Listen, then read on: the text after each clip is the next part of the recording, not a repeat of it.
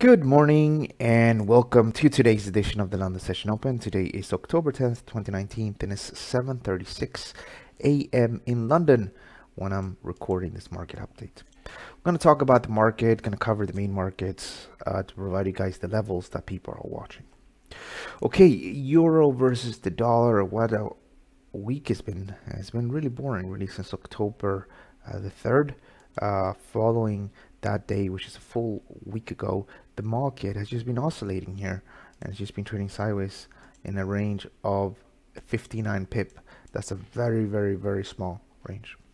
Now the market though remains bullish after all.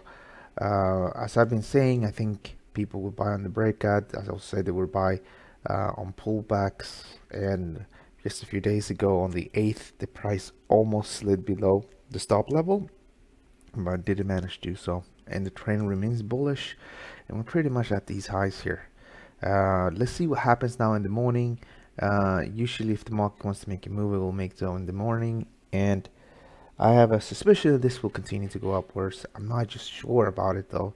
For example, if I bought here and I'm up now a bit, maybe we can book, I don't know, 25% of the position or something like that, and then keep the rest for the September 24th high, and then maybe higher to reach that inverse head and shoulders target at 110.51.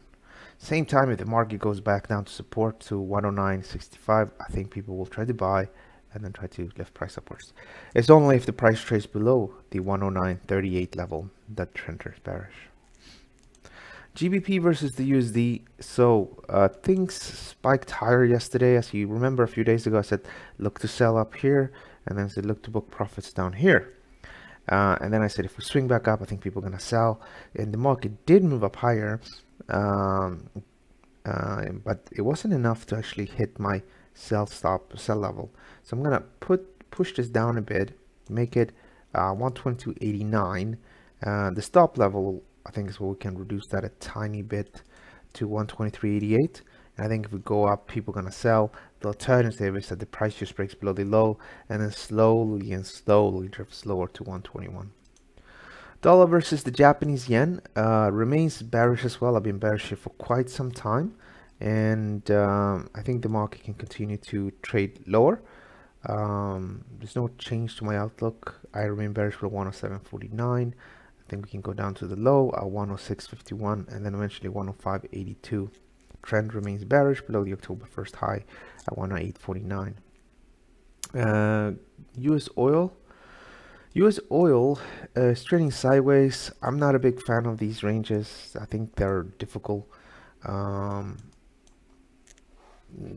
to false moves. In either case, if you do want to trade it, the market is trying to bottom out here. This is a bottoming out candle, this one here, and this is another bottoming out candle, and the idea has been very straightforward. If the market would dip its toe into the 52.13 to 50.52 interval, this little section here, I think people would buy and then try to keep the position towards 55.47. If one would do this, the risk reward ratio would be okay, but not that great. It would be 2 times the money, 2 times the risk, sorry. Gold prices. So this is gold prices, and it's quite clear to see that we're guided lower by this trend line, and the market is bearish below this level here, which is 1537. I have been over the last few days, even since Friday ahead of the non-farm payroll, saying that the market probably needs to roll over. We did go down a tiny bit, but then we went back up again. But nothing has necessarily changed, so I remain bearish, and I have lowered my trend following line from this high to this level here, just above the trend line and just above these highs, and that level is the 1525.5 level. So below that level, I think we can go down to this low, then probably lower, and then we'll see what happens. This by itself is a massive corrective pattern, and it just suggests that energy is building up here to break to the upside eventually.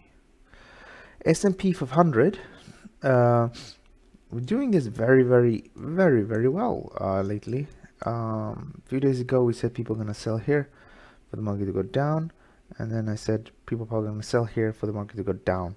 We did go down, did unfortunately not go all the way down, and it all happened rather quickly. Looking at this today, let me just change the colors of this because it's so difficult to see. It's not very difficult to see, but it's a bit difficult to see what we're doing.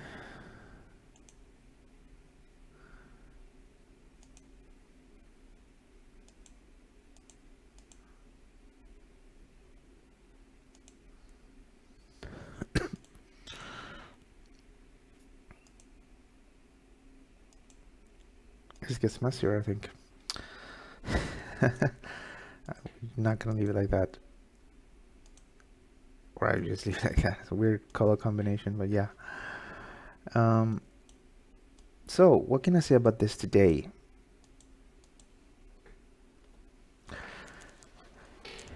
I think this for now remains in a downtrend, and we're moving up here. But if we sort of trade above this level here, it could be the beginning of a move or of some stabilization. It could be a situation where the market does something like this.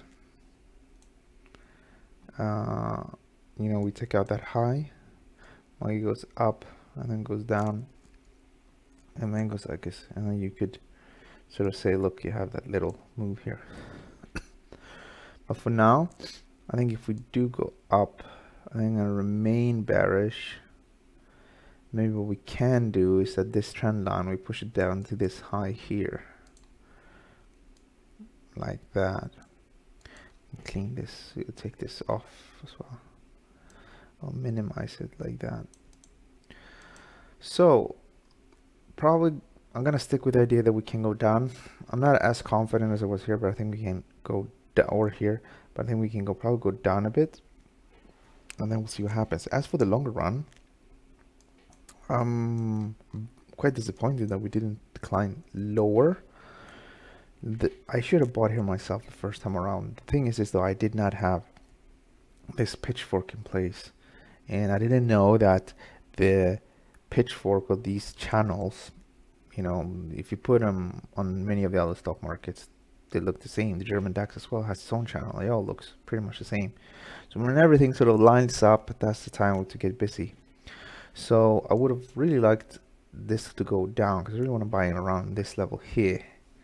But obviously we're not there yet. But if we do go down, I think some people are going to try to buy here. Very, very tight stop loss just below this level. And for now, I'll just remain bearish. And as you can see here, we have reduced this trend defining level a tiny bit. This is the German DAX. Now the German DAX moved up to the sell zone, it was repelled lower, moved up to the sell zone, it was repelled lower. Unfortunately here, I lowered the trend defining so much yesterday that I actually slipped below, or slipped above that level. So if you would have shorted here the second time around, you would unfortunately been in trouble. We had a spike here.